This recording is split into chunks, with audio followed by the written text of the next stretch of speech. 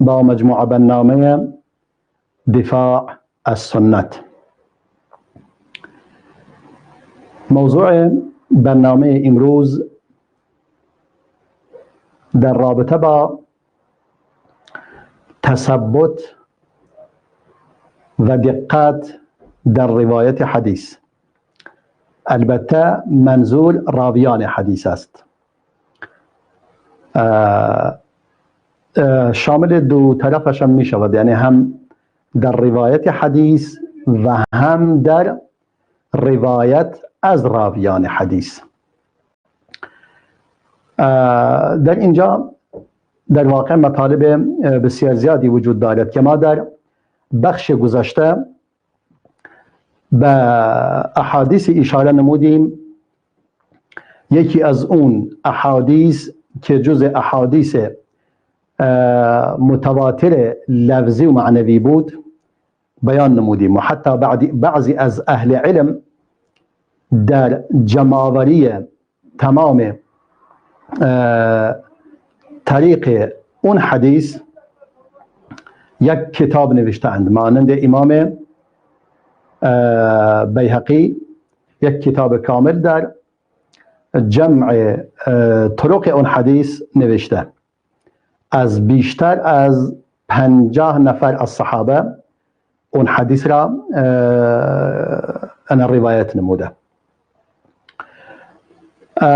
در بخش گذشته ما اینو بیان کردیم که رسول الله فرموده هر کس دروغی به من ببندد و دروغی به من نسبت دهد، یعنی چیزی را بگوید که من نگفتم، اون کس باید جایگاه خود را در دوزخ مهیا سازد. به همین خاطر ما میبینیم که اصحاب رسول الله صلی الله علیه و سلم بسیار در روایت حدیث دقت میکردند و حتی گاهی پیش می آمد که یکی از اصحاب رسول الله صلی الله علیه و سلم حدیثی را روایت میکرد، صحابه آن را قسمش میدادند، میگفتند آیا این حدیث رو از کجا مثلا آوردی؟ یک حدیثی هست که امام بخاری و امام مسلم و ترمذی و ابو داود روایت می کنند از امام ابو سعید خدری.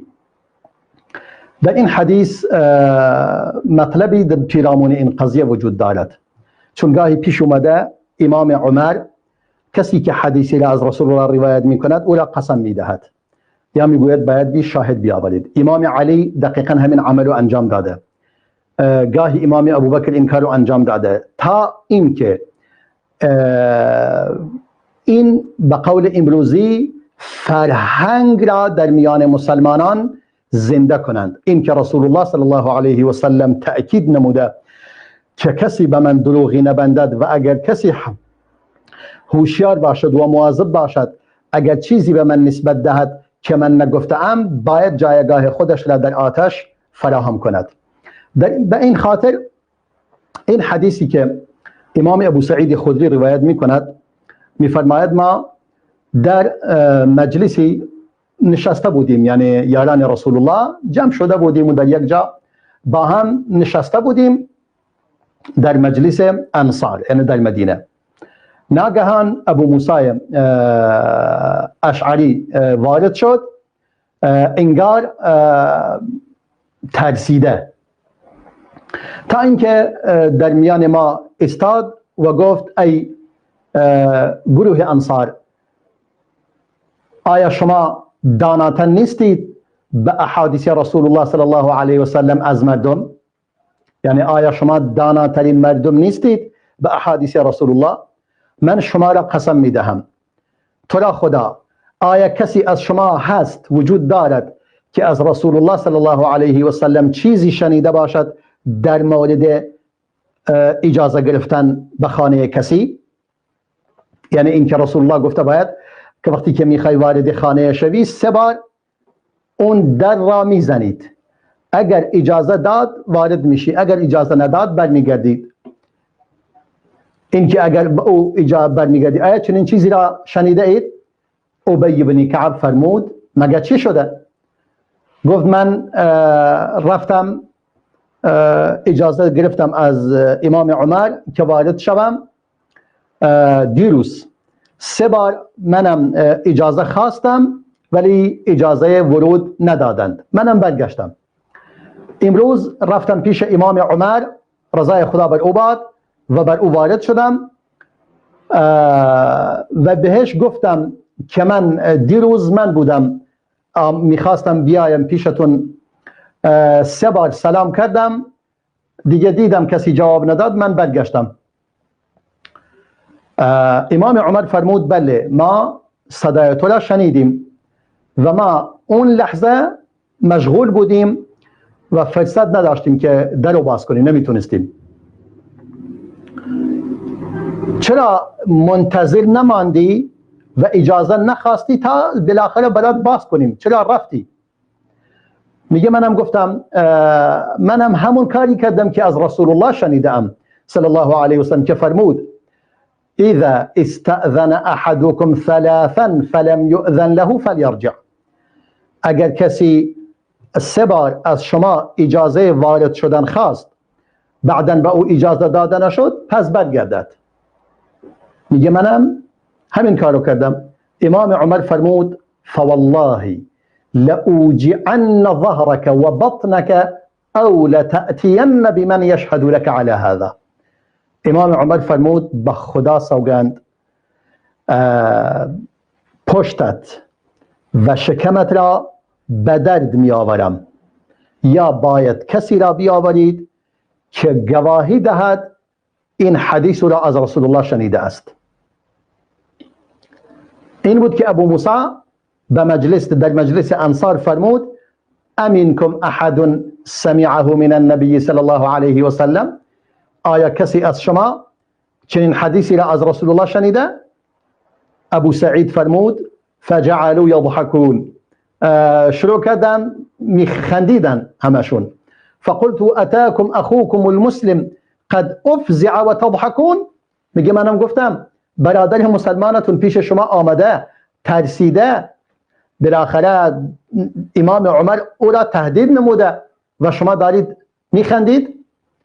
انطلق فانا شریکک فی هذه العقوبه. ابی بن کعب فرمود پس من شریک شما هستم در این عقوبت، یعنی منم شنیدم. فقمت معه منم با او رفتم.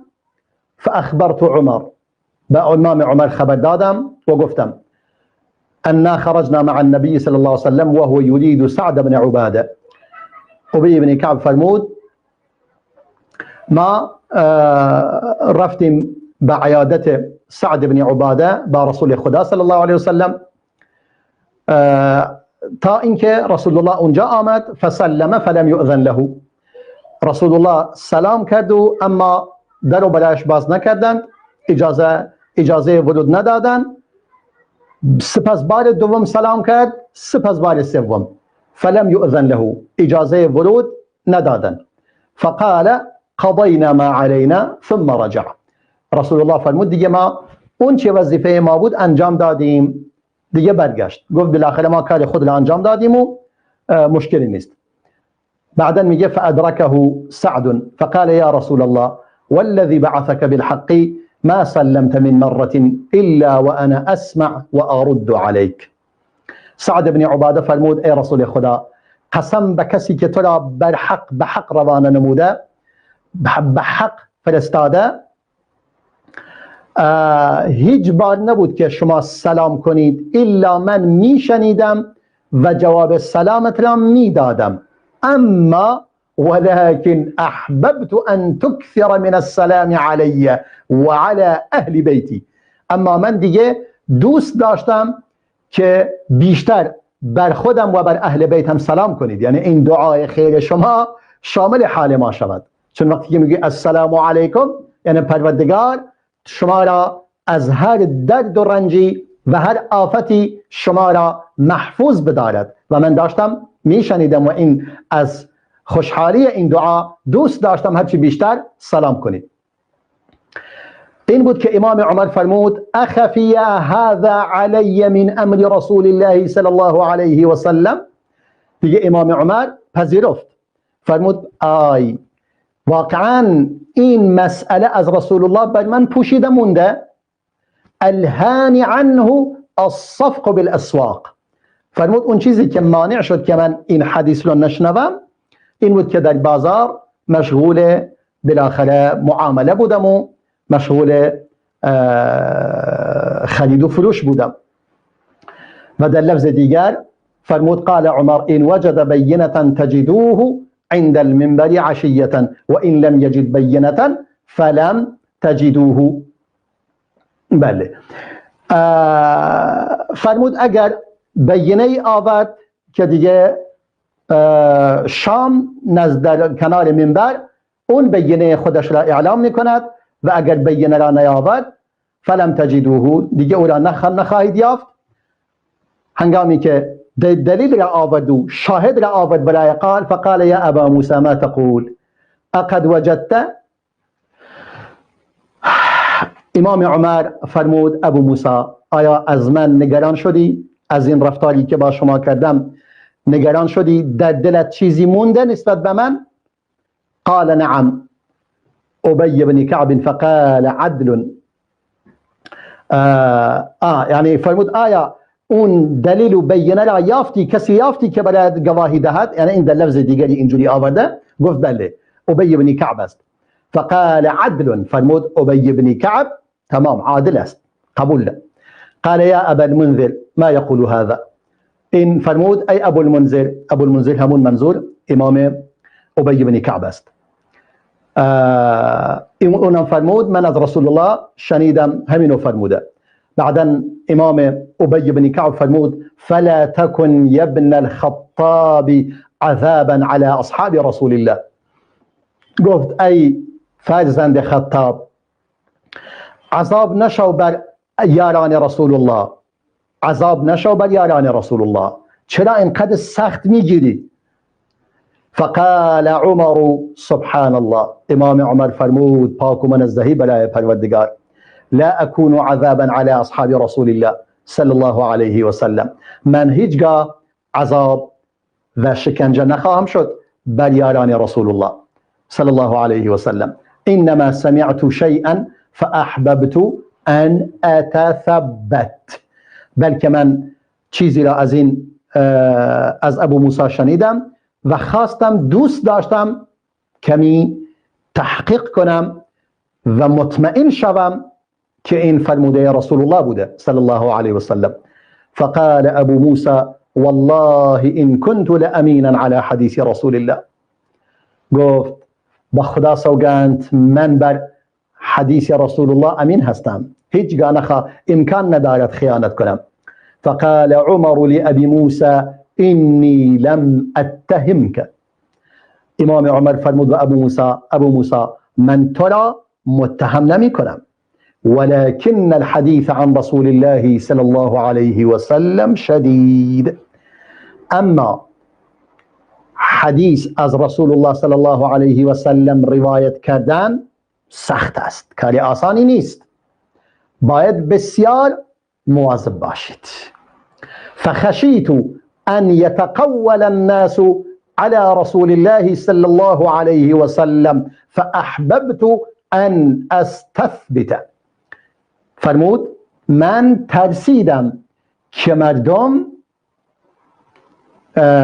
عادت کنند که کلامی را به رسول الله نسبت دهند، سخنی را به او نسبت دهند که او نفرموده باشد و من دوست داشتم که در اینجا یک مقدار تحقیق کنم و تشدید به خرج دهم تا کسی دیگه بعد از این جرأت نکند چنین حرکتی را انجام دهد.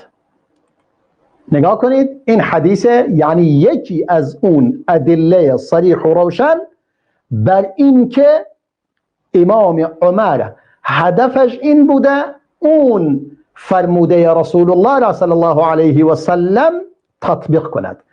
پس علم حدیث و تحقیق از حدیث رسول الله صلی الله علیه و سلم از زمان صحابه شروع شده. از امام عمر، اولین کلیک را امام عمر کلیکشو زده، تحقیق کرده، دقت نموده. البته رسول الله صلی الله علیه و سلم فرموده اگر کسی حرفی را به من نسبت دهد که نگفته باشم جای خود را در آتش مهیا سازد. در اینجا امام عمر دیگه میخواهد که این مطلب را به صورت یک فرهنگی در بیاورد، یعنی فرهنگ سازی کند. به اصطلاح امروزی امام عمر میخواهد فرهنگ سازی کند که دیگه هیچ احدی و هیچ کسی در فکر این نباشد حدیثی را به رسول الله نسبت دهد صلی الله علیه و سلم. امام ابن ماجه اصلا اولین بخش کتاب خودش سنن ابن ماجه آغاز نموده ابواب السنه. در مورد چی؟ ابواب السنه، یعنی بابهایی در مورد سنت رسول الله صلی الله علیه و سلم. در این ابواب احادیث زیادی را آورده، همون احادیثی که امام مسلم هم در مقدمه خودش آورده، امام ابن ماجه هم احادیث زیادی در این مورد آورده. اولین مطلبش در مورد پیروی نمودن از رسول الله صلی الله علیه و سلم احادیث را آورده. بعدا در مورد تعظیم حدیث رسول خدا، یعنی احترام گذاشتن به احادیث رسول الله صلی الله علیه و سلم. باب سوم در مورد اینکه مواظب باشید هر حدیثی را روایت نکنید تا مطمئن نباشید حدیث رسول الله است، نقل نکنید. بعدا باب التغلیظ فی تعمد الكذب علی رسول الله، بعدا تشدید بر کسانی که به صورت عمد دروغی را به رسول الله نسبت میدهند صلی الله علیه و سلم. اما در اینجا در مورد خود را حفظ کردن از نسبت دادن حدیثی به رسول خدا. اولین چیزی که در اینجا یعنی امام ابن ماجه با سند خود از ابوبکر ابن ابی شیبه که یکی از شیخ امام مسلم هم هست روایت میکند از معاذ ابن معاذ، اون هم از ابن عون، اون هم از محمد ابن سیرین. محمد ابن سیرین از بزرگان تابعین است و یکی از کبار تابعین، یعنی بزرگ. محمد ابن سیرین همه میشناسید، ابن سیرین که تفسیر خوابم را بسیار، یعنی یکی از مجتهدین تفسیر خواب است، معبر تفسیر خواب، تعبیر خواب. محمد ابن سیرین میفرماید كان انس بن مالك اذا حدث عن رسول الله صلى الله عليه وسلم حديثا ففرغ منه قال او كما قال رسول الله صلى الله عليه وسلم. هرگاه حدیثی را نقل میکرد و حدیث را تمام میکرد، میفرمود رسول الله آنچنان حدیثی را از رسول الله نقل میکرد، بعدا میفرمود او كما قال، یا دقیقا همون چیزی که او فرموده. یعنی ترسیده مبادا لفظی از الفاظ رسول الله را تغییر داده باشد یا به معنی آن را نقل کرده باشد تا بالاخره برای راضی کردن قلب خود که مبادا لفظی را به لفظ دیگر مثلا تغییر داده باشد. مثلا ممکنه رسول الله فرموده جاء، این فرموده اتا. اتا یعنی آمد، جاء یعنی آمد، قدیم یعنی آمد، دخل یعنی وارد شد. مثلا نگاه میکنیم ممکنه یکی از این الفاظ را گفته ولی این به لفظ دیگری مثلا بیان کرده. مثلا یا فرموده رسول الله فرموده ذهب، مثلا این فرموده انطلق. انطلق یعنی رفت، ذهب یعنی رفت، راح یعنی رفت. ممکنه رسول الله یکی از این الفاظ را بیان کرده باشد اما اون مثلا به لفظ دیگری نقل کرده باشد. اینا دیگه لهجات مختلف عربی وجود دارد و الفاظ مختلفی برای یک معنا وجود دارد. در نتیجه اینقدر دقت میکرد انس بن مالکی که 10 سال خدمتگزار رسول الله بوده صلی الله علیه وسلم، خدمتکارش بوده، یک کودکی بوده، مادرش او را آورده و برای خدمتگزاری رسول خدا صلی الله علیه وسلم. پس چنین فردی با احتیاط حدیث را روایت میکند. یعنی این هم یکی از اون افراد است که احادیث از مکثرین است، یعنی کسانی هستند که احادیث زیادی روایت کردن از رسول خدا. و یک حدیث دیگری باز امام ابن ماجه روایت میکند با سند خودش از عبدالرحمن ابن ابی لیلا میفرماید قلنا لزید ابن ارقم، میگه ما به زید ابن ارقم که صحابی بود گفتیم حدثنا عن رسول الله صلی الله علیه و سلم، گفتیم خیلی خوب از رسول الله برایمون بگو، چه احادیثی از رسول الله برایمان تعریف کن. قال کبرنا و نسینا، فرمود ما سنمون بالا رفته و فراموش کردیم. والحديث عن رسول الله صلى الله عليه وسلم شدید، و سخن گفتن و حدیث نقل کردن از رسول خدا صلی الله علیه و سلم کار آسانی نیست، بسیار کار سخت و مشکل است. دقیقا این مطلبم امام عمر بن خطاب فرمود که حدیث از رسول الله کار سختیه، و همین خاطر من با ابو موسی چنین رفتار کردم. و یک حدیث دیگری باز امام ابن ماجه نقل می کند از شعبه، اون هم از عبدالله بن ابی السفر، فرمود من از شعبی شنیدم می گفت، شعبی امام شعبی یکی از بزرگان تابعین، میگه من از امام شعبی شنیدم که می گفت جالست ابن عمر سنة، میگه من یک سال با عبدالله ابن عمر هم نشینی کردم، فما سمعته يحدث عن رسول الله صلی الله علیه و سلم شیئا، از اون شنیدم در طول این یک سال یک حدیثی را از رسول الله روایت کند صلی الله علیه و سلم. این هم حدیث صحیحی است. و باز حدیث دیگری که باز اینم امام مسلم اینا را همین که امام ابن ماجه نقل میکند، امام مسلم هم در مقدمه صحیحش آورده، چون ما گفتیم امام مسلم بیان میکند که ما این احادیث را از چه کسانی میخواهیم جمع آوری کنیم. این بود که یک حدیث دیگری نقل میکند از ابن طاووس از پدرش، طاووس که شاگرد عبدالله ابن عباس است. طاووس میفرماید سمعت ابن عباس، یکی از بزرگان تابعی و یکی از مفسرین تابعی و شاگردان عبدالله ابن عباس، میفرماید از عبدالله ابن عباس شنیدم میفرمود انا كنا نحفظ الحديث والحديث يحفظ عن رسول الله صلی الله علیه و سلم، فرمود ما قبلا حدیث را حفظ میکردیم در زمان رسول خدا و حدیث حفظ میشد از رسول خدا صلی الله علیه و سلم، فاما اذا ركبتم الصعب والذلول فهيهات، اما وقتی که شما راه دشوار و راه هموار را دنبال کرده اید، یعنی چی؟ یعنی هم راه دشوار رفته اید و هموار آسان، راه هموار و آسان، یعنی کارهای دچار فتنه های شده اید، اختلافاتی به وجود آمده، فرقه های به وجود آمده اند، دیگه هیهات، دیگه خیلی بعید است که ما بیاییم حدیث را نقل کنیم یا حدیث را از هر کسی بپذیریم. این یعنی روش و رفتار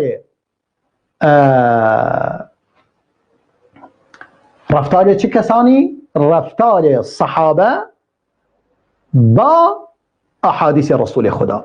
پس این گونه آنان علم حدیث و علم جرح و تعدیل را پایه‌ریزی نمودند.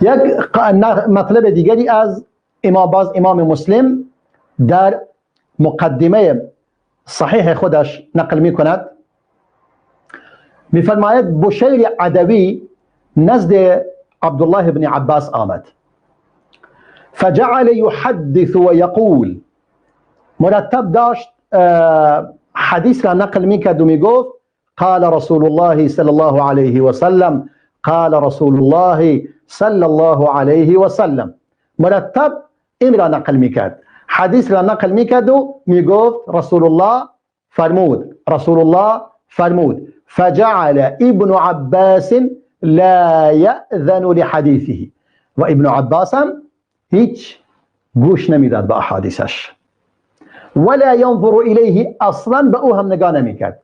فقال يا ابن عباس ما لي لا أراك تسمع لحديثي أحدثك عن رسول الله صلى الله عليه وسلم ولا تسمع. قلت أي ابن عباس چه شده که من به احادیث من توجه نمی کنید؟ من از رسول الله حدیث بلد نقل می کنم و شما گوش نمی کنید. فقال ابن عباس جواب داد إنا كنا مرة إذا سمعنا رجلا يقول قال رسول الله صلى الله عليه وسلم ابتدرته أبصارنا.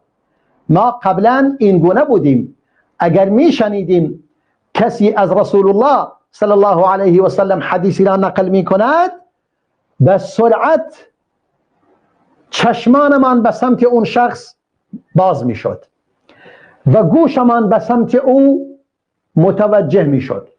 فلما ركب الناس الصعب والذلول لم نأخذ من الناس إلا ما نعرف. اما بعد از این که در میان مسلمانان اختلاف به وجود آمد، تفرق و تحزب به وجود آمد، دیگه ما از کسی حدیث قبول نمی کنیم مگر که حدیثی که بشناسیم. خودمون حدیث را نشناسیم از کسی قبول نمی کنیم. دوباره ابن ابی ملیکه میگوید كتبت الى ابن عباس اسأله ان يكتب لي كتابا ويخفي عني. میگه من نامه نوشتم به عبدالله ابن عباس و از او سوال کردم که برای من کتابی بنویسد ولی از من پنهان کند، آن را نگه دارد. فقال ولد ناصح انا اختار له الامور اختیارا و اخفی عنه. میگه فرزند ناصحی گفت من اون چیزا را برایش انتخاب میکنم، مطالبی احادیثی و برایش مینویسم و از او پنهان میکنم. قال فدعا بقضاء علي فجعل يكتب منه اشياء ويمر به الشيء فيقول والله ما قضى بهذا علي. میگه گفت بیایید اون نوشته امام علی در مورد قضای امام علی که داوری میکرد و قضاوت میکرد اون را آوردن برایش و شروع کرد به نوشتن اون چیزهایی که از امام علی نقل شده بود، چیزهایی از آن می نوشت و یمر به الشیء و گاهی مطالبی در آن وجود داشت فیقول والله ما قضى بهذا علی الا ان یکون ضل. می گفت به خدا سوگند علی ابن ابی طالب چنین حکمی نکرده مگر گمراه شده باشد، معاذ الله، که نمیشه.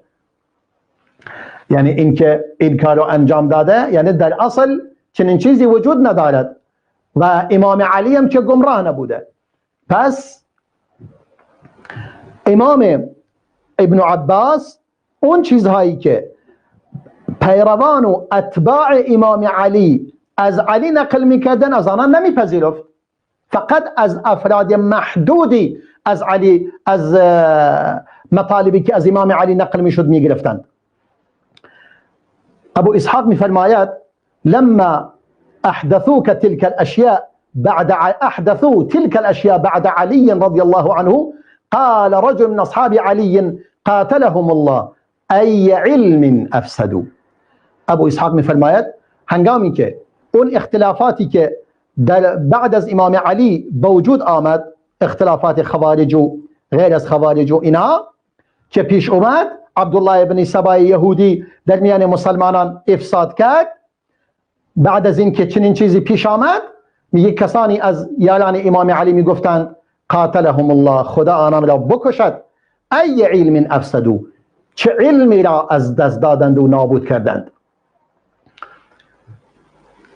علی ابن خشوم میگوید ابو بکر ابن عیاش به ما گفت از مغیره شنیدم که میگفت لم يكن يصدق على علي رضي الله في الحديث عنه الا من اصحاب عبد الله بن مسعود.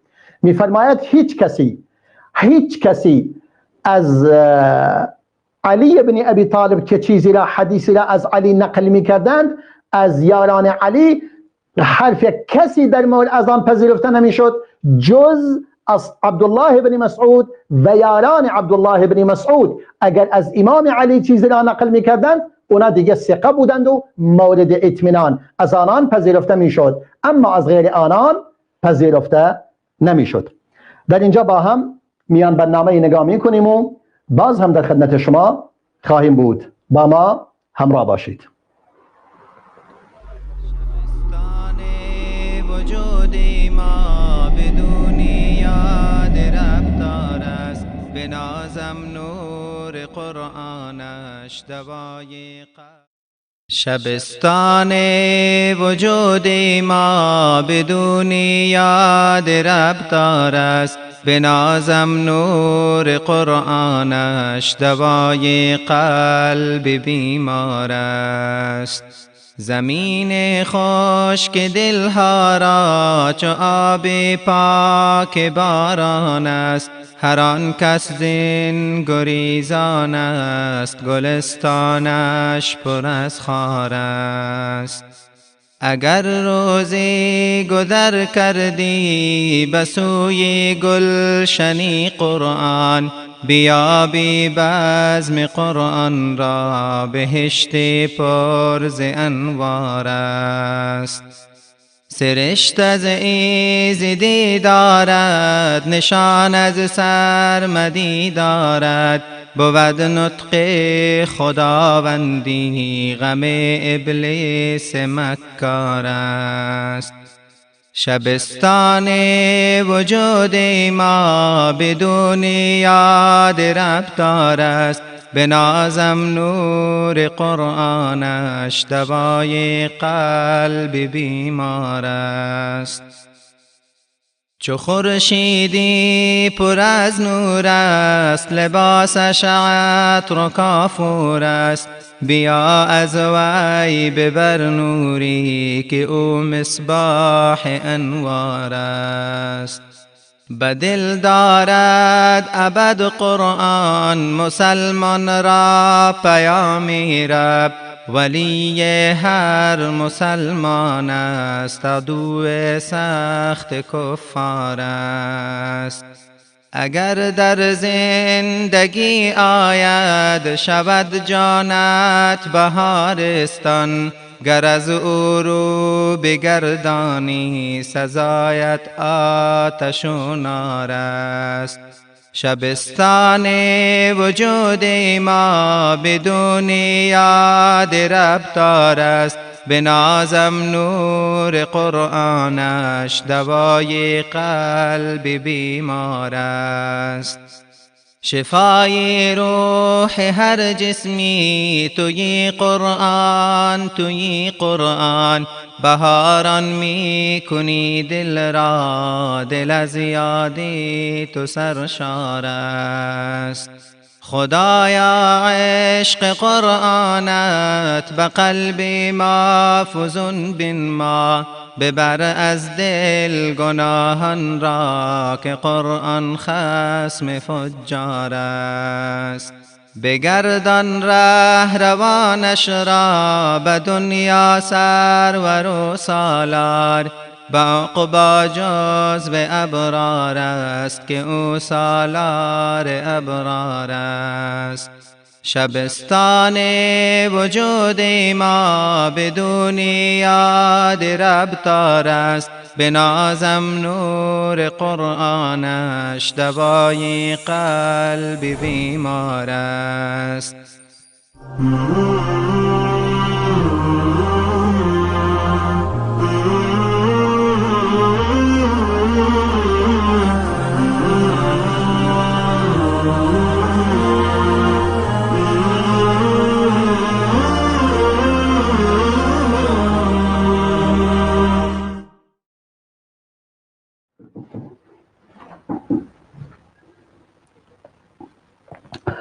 با عرض سلام مجدد خدمت بینندگان عزیز و گرامی.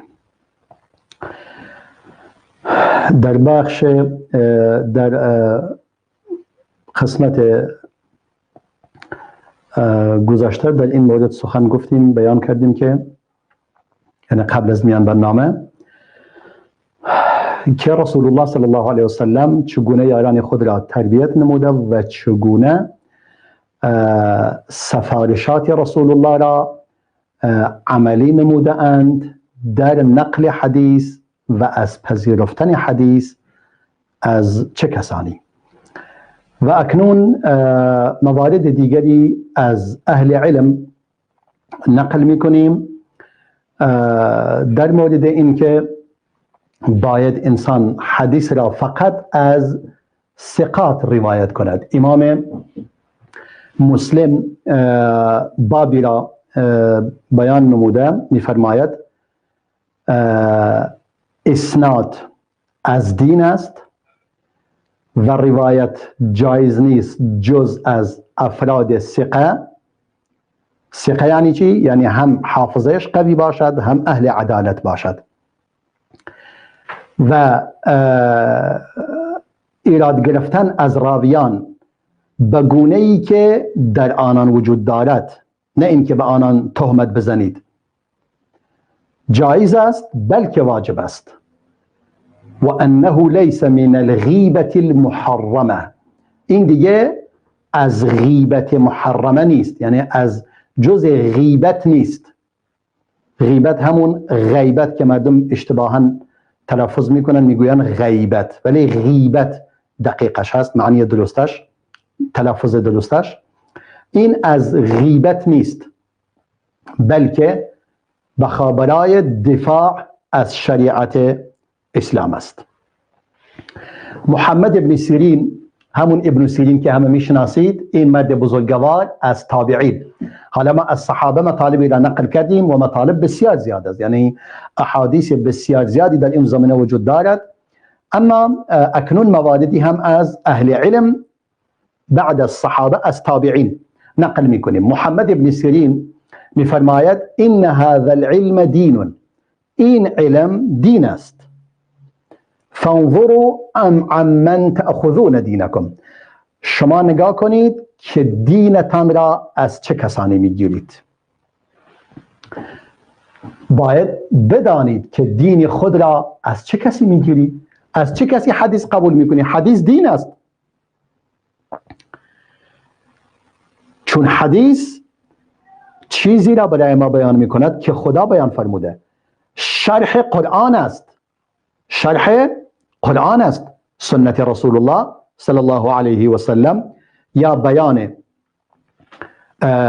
مجمل قرآن را تفصیل میدهد و جزئیاتش را بیان میکند، یا مطلق قرآن را مقید میکند به تعداد معینی، یا عام قرآن را تخصیص میدهد به افراد مشخصی، یا مشکل قرآن را توضیح میدهد. یعنی در جایی یک چیزی در قرآن واضح نیست، واضح یعنی برای ما فهمش ممکنه واضح نباشد، در سنت رسول الله صلی الله علیه وسلم آن تبیین می شود، چون سنت مبین قرآن است، روشن یعنی روشن کننده قرآن است. به همین خاطر فرموده علم حدیث دین است. شما هوشیار باشید، مواظب باشید که دینتان را از چه کسی میخواهید دریافت کنید. باز محمد بن سیرین میفرماید لم یکونوا یسألون عن الاسناد، میگه در ابتدا در مورد سند نمیپرسیدن صحابه. فلما وقعت الفتنه، بعد از ایجاد فتنه و اختلاف که در زمان امام علی بن ابی طالب درست شد در میان مسلمانان، قالوا سموا لنا رجالکم، میگفتن خیلی خوب این حدیث را نقل میکنی بگویید از چه کسی شنیدی. دیدید گفتن اون کسانی که از امام علی چیزی را نقل میکردن از کسی حدیث قبول نمیکردن جز از شاگردان عبدالله بن مسعود، از کسی دیگر نمیپذیرفتن. میفرمودن سموا لنا رجالکم، مردانتان، رجالی که حدیث را از آن روایت میکنید برایمون اسمشو بیارید تا ما شناسنامهش نگاه کنیم.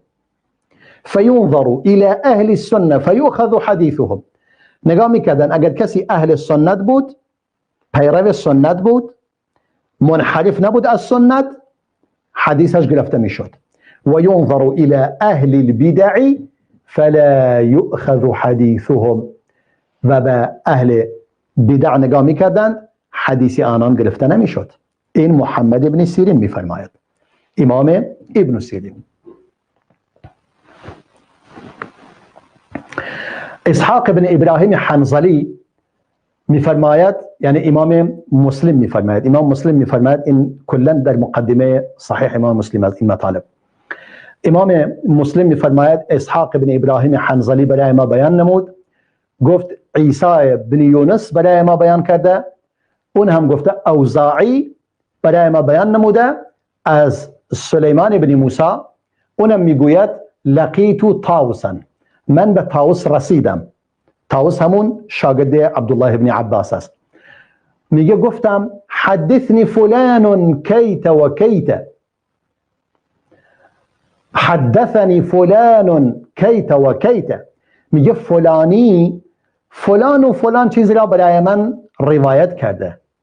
قال ان كان صاحبك مليا فخذ عنه، اگر اون کسی که این مطلب را برای تو نقل نموده از احادیث رسول الله صلی الله علیه و سلم، ملیا، ملی در اصل یعنی غنی، ثروتمند، یعنی اهل عدالت است، اهل ایمان است، مملو از ایمان و تقوا و حافظه است، فخذ عنه، از او روایت کن، وگرنه خیر. یعنی اذا كان ثقة ضابطا متقنا يوثق بدينه، اگر ثقه هست، اگر حافظه خوبی دارد، اگر دقیق هست، اگر اعتماد می شود به دینش، بله ازش بگیر، وگرنه خیر. باز سلیمان بن موسی همین مطلب را بیان می کند، بله همون بود که قبلا هم گفت، همون مطلب اولی. ابن ابی زناد از پدرش نقل می کند، می فرماید ادرکت بالمدینه 100 كلهم مأمون. الله اکبر. میگه من در مدینه 100 نفر را ملاقات کردم، تمام اون 100 نفر مورد اطمینان بودند، اما ما یؤخذ عنهم الحدیث، اما حدیث از آنان گرفته نمیشد. چرا؟ یقال لیس من اهله، میگفتن چون اهل حدیث نیست. فقط عدالت کافی نیست، باید اهل حدیث هم باشد، اهل حدیث هم باشد.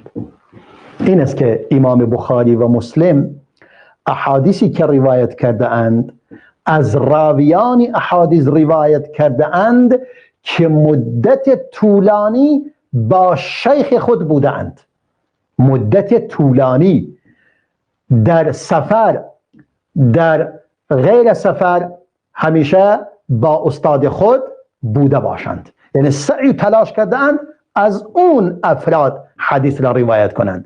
نه این که بگوییم فقط هر کسی گفتن این آدم خوبیه دیگه کافی است. نه، تنها خوب بودن و عادل بودن کافی نیست، باید اهل حدیث باشد تا فرهنگ اهل حدیث بفهمد و اصطلاح اهل حدیث متوجه شود و بداند که چه مطلبی که دریافت می کند بفهمد. دوباره امام مسلم باز می فرماید محمد بن ابی عمر مکی برای ما نقل می کند از سفیان، و باز هم ابو بکر بن خلاد باهلی باز برای ما نقل می کند، فرمود من از سفیان بن عیینه شنیدم. سفیان بن عیینه، سفیان الثوری، مالک بن انس، اینا 3 تا عالم هستند، در حد هم سطح هستند، هم کلاس هستند و شاگرد امام زهری هستند، ابن شهاب زهری. یعنی دیگه وقتی که میگی سفیان بن عیینه و سفیان الثوری و مالک بن انس، همه 3 تاشون با هم هستند. این میگه من از سفیان بن عیینه شنیدم، اون هم از مسعر فرمود سمعت سعد بن ابراهیم یقول، فرمود من از سعد بن ابراهیم شنیدم که میگفت لا يحدث عن رسول الله صلی الله علیه و سلم الا الثقات، کسی از رسول الله صلی الله علیه و سلم روایت نمی کند جز اهل اعتماد، یعنی کسی که ثقه باشد حدیث را از رسول الله باید روایت کند. ثقه هم باید عادل باشد، هم باید حافظ و ضابط باشد، یعنی حافظه خوب و دقیقی داشته باشد که بشه ازش حدیث روایت کنیم.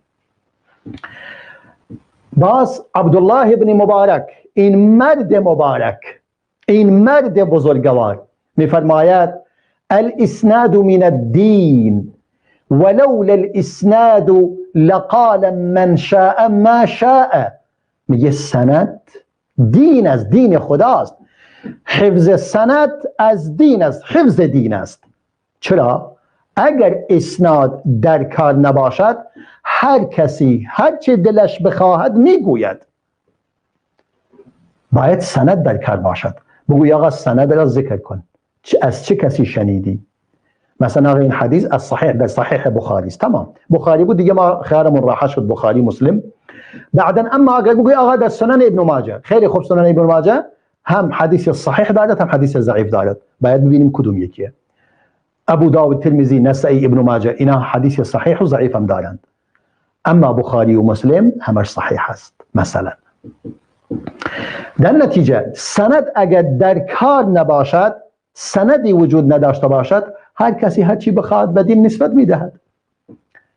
بعدا عبدالله بن مبارک میفرمود بیننا و بین القوم القوائم، میگه در بین ما و در بین اون افرادی که دروغ به رسول الله صلی الله علیه و سلم نسبت میدهند ستون وجود دارد، الکی نیست. ما ستونهایی گذاشته ایم، هر حدیثی ستون نداشت، سند نداشت، حدیث نیست، نمیپذیریم از کسی. الله اکبر. باید این قوائم وجود داشته باشد، مانند یک کرسی که باید بر 4 ستون استوار باشد، بر 4 پایه استوار باشد، وگرنه بر روی پای خودش نمیسته. حدیثی که بدون سند باشد حدیث بدون دست و پاست، قابل قبول نیست، بدون سند است، بدون شناسنامه است، باید شناسنامه داشته باشد. محمد بن عبدالله بن اسماعیل بن ابی سلج که شاگرد احمد بن حنبل است، اهل رازی است، اهل ری است، ری، میگه از ابو اسحاق ابراهیم بن عیسی الطالقانی شنیدم که میگفت گفتم به عبدالله بن مبارک یا ابا عبدالرحمن، گفتم ای ابو عبدالرحمن، این حدیثی که آمده میگوید این من البر بعد البر ان تصلی لابویک مع صلاتک، میگه حدیثی اومده میگوید از نیکی کردن این است، از نشانه نیکوکاری این است بعد از انجام دادن هر کار نیکی برای پدر و مادرت نماز بخوانی همراه با نماز خودت و روزه برای آنان بگیرید با هنگامی که برای خودت هم روزه میگیری. فقال عبدالله یا ابا اسحاق، عبدالله بن مبارک به ابو اسحاق بن ابراهیم فرمود ابو اسحاق عن من هذا، این از چه کسی شنیدی؟ میگه گفتم این از شهاب بن خراش شنیدم. گفت خیلی خوب، شهاب بن خراش ثقة، یک انسان مورد اطمینان است. فرمود اون از چه کسی شنیده؟ قلت عن الحجاج بن دینار، اونم از حجاج بن دینار شنیده. خیلی خوب، گفتم حجاج بن دینار هم ثقه است. عمن، گفتم حجاج از چه کسی شنیده؟ قلت قال رسول الله، میگه منم گفتم گفته رسول الله فرموده. گفت ای ابو اسحاق، در بین حجاج بن دینار و بین پیامبر صلی الله علیه و سلم مفاوز بیابان و صحرای طولانی وجود دارد تنقطع فيها اعناق المطی، گردن شتر، گردن الاغ و اسب قطع می شود. اینقدر فاصله طولانی وجود دارد. چگونه این عبدالله حجاج بن دینار از رسول الله شنیده؟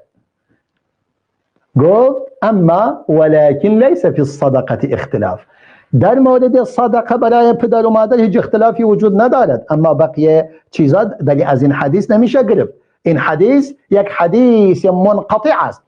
وگرنه حجاج بن دینار اشجعی از کبار اتباع تابعین است. تابعی که نیست، اتباع تابعین است.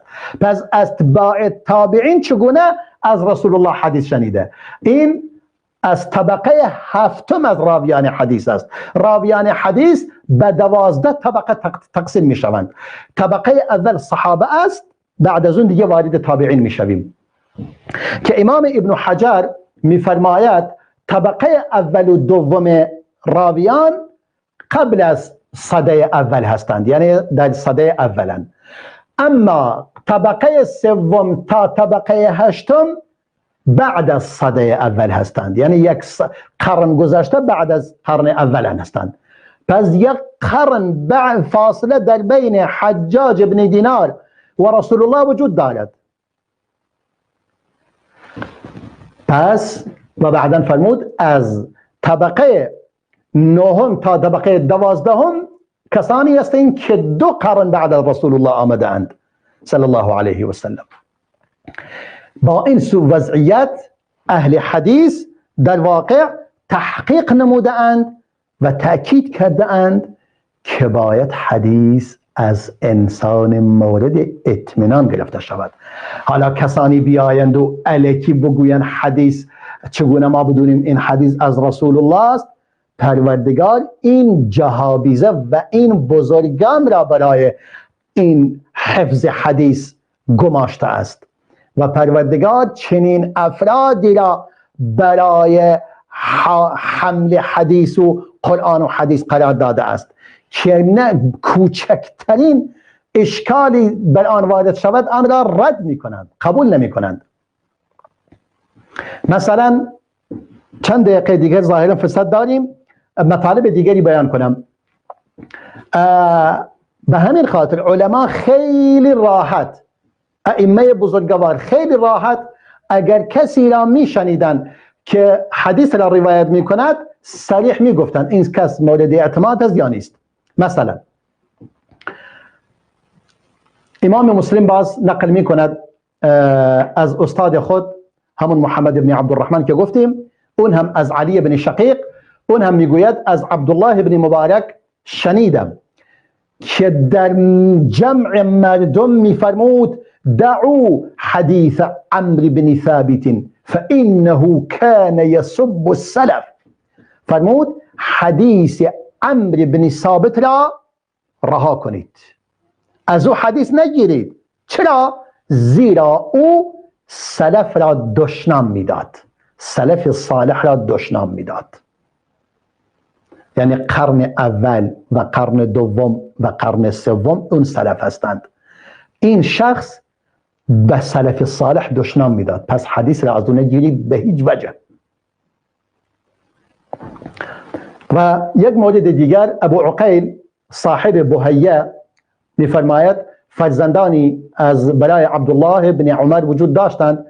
از ابی عقیل سؤال پرسیدند، سألوه عن شيء لم يكن عنده فيه علم، از او چیزی را پرسیدند که خودشون نسبت به آن علمی نداشتند، فرزندان عبدالله بن عمر. یحیی بن سعید فرمود واقعا به خدا سوگند چیز بزرگی است، یعنی خیلی مشکل است که شما از در مورد چنین مسئله از افراد دیگری سوال میکنید و در حالی که تو فرزند 2 امام هدا هستید، فرزند عمر بن خطاب و عبدالله بن عمر هستید، داری از چیزی سوال میکنید که نسبت به آن علم نداری.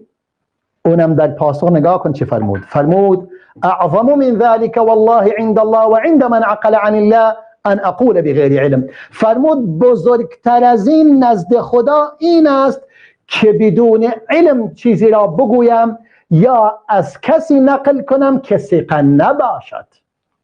علما آنچنان به این قضیه اهمیت دادند. ظاهراً در اینجا وقت ما به پایان رسیده است. همه شما را به خداوند بزرگ و ذوالجلال می سپارم و السلام علیکم و رحمت الله و برکاته.